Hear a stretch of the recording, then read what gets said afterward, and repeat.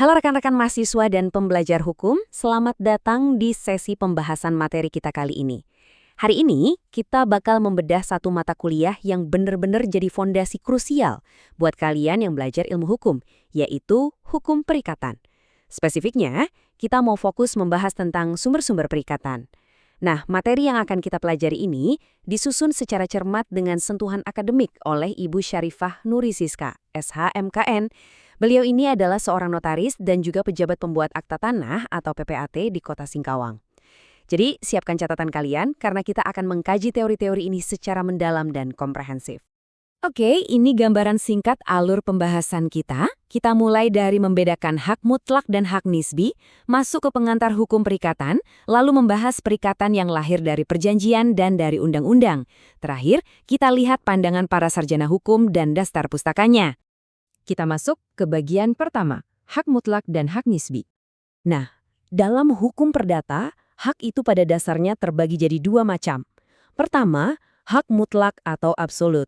Sederhananya, ini hak yang berlaku universal. Semua orang tanpa terkecuali punya kewajiban untuk menghormati hak ini.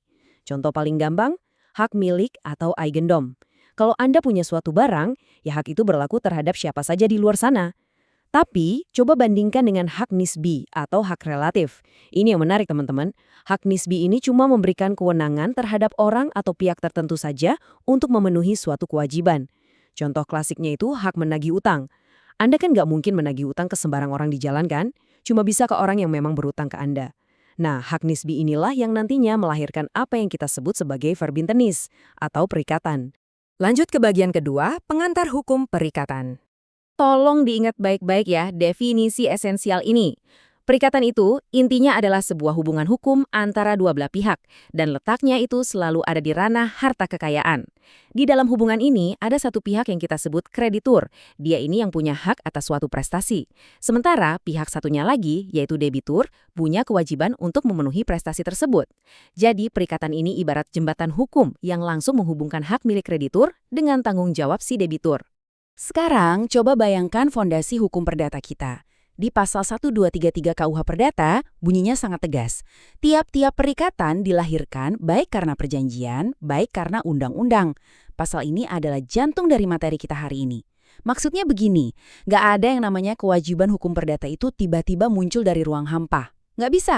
Semuanya itu pasti berakar, entah dari kesepakatan yang dibuat oleh para pihak atau ya karena secara otomatis diwajibkan oleh hukum tertulis. Masuk ke bagian ketiga, perikatan yang lahir dari perjanjian. Sumber yang pertama dan paling sering kita temui dalam praktek sehari-hari adalah perjanjian. Kalau kita merujuk ke pasal 1313 KUH Perdata, perjanjian itu adalah suatu perbuatan di mana satu orang atau lebih secara hukum mengikatkan dirinya terhadap orang lain. Dasar dari sumber ini bertumpu pada asas konsensualisme alias kesepakatan.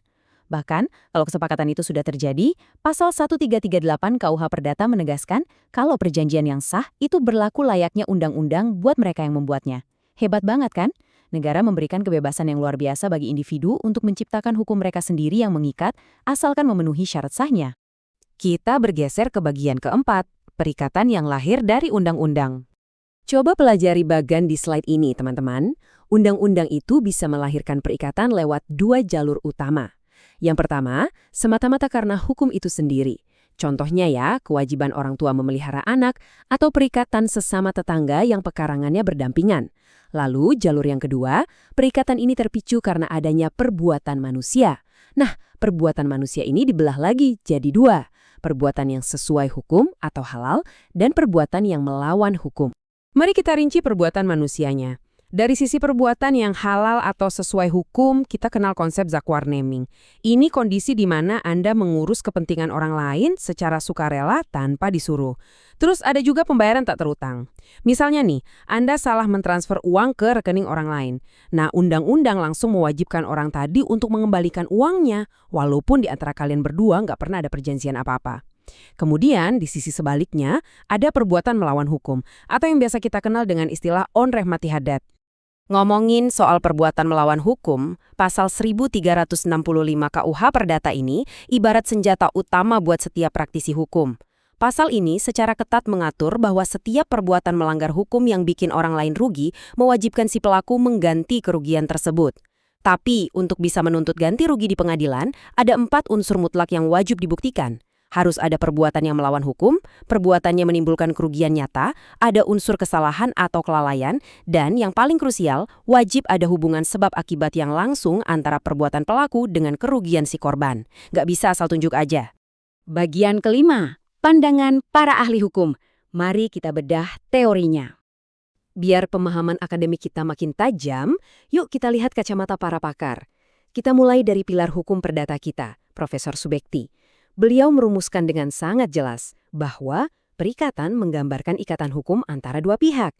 Di situ ada dominasi transaksional. Satu pihak punya hak buat menuntut, dan pihak lainnya wajib mengabulkan tuntutan tersebut. Definisi ini benar-benar memberikan batasan konseptual yang sangat terukur. Selanjutnya ada Piet Lou, sarjana hukum asal Belanda. Beliau ini memberikan dimensi yang jauh lebih filosofis dan mendalam. Menurut Piet Lou, perjanjian itu jangan cuma dilihat sebagai alat formalitas hukum yang kering dan kaku. Lebih dari itu, sebuah perjanjian mencerminkan integritas moral dan tanggung jawab sosial manusia. Jadi, waktu seseorang membuat kesepakatan, ada nilai etika yang mengikat mereka untuk memenuhinya demi menjaga keseimbangan sosial di masyarakat. Lalu, untuk memberikan pijakan yang realistis, Ridwan Syahrini menegaskan kembali aspek material dari konsep ini. Beliau mengingatkan kita kalau inti dari perikatan itu selalu bermuara pada segi keuangan atau harta kekayaan. Inilah yang secara fundamental membedakan hukum perikatan dengan bidang hukum lain seperti hukum keluarga yang lebih didasarkan pada ikatan batin atau status, bukan cuma soal nilai ekonomis yang bisa diukur dengan uang.